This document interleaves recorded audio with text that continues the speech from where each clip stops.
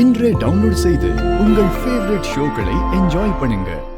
இந்த கம்பெனியை நான் விற்கணும்னு முடிவு பண்ணது என்னோட பர்சனல் விஷயத்துக்காக. ஆனால் இப்போ நான் வேணான்னு முடிவு பண்ணியிருக்கிறது என்னை நம்பி இருக்கிற, இந்த கம்பெனியை நம்பி இருக்கிற என்னோட ஒர்க்கர்ஸ்க்காக. என்னோட ஸ்டாஃப்ஸை கைவிடுறது எனக்கு சுத்தமாக பிடிக்கல.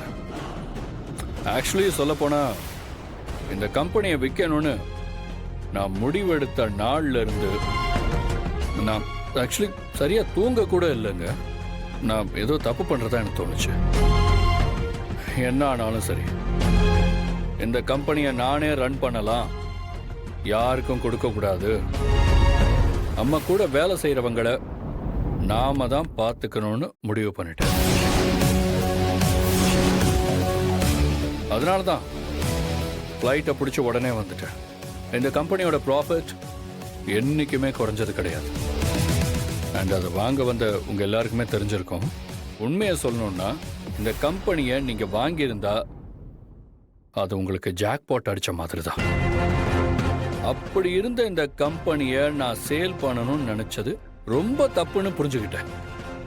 ஓகே, மறுபடியும் சொல்கிறேன், உங்கள் எல்லாரையும் இங்கே வர வச்சு உங்கள் டைமை வேஸ்ட் பண்ணதுக்கு ஐ எம் ரியலி சாரி.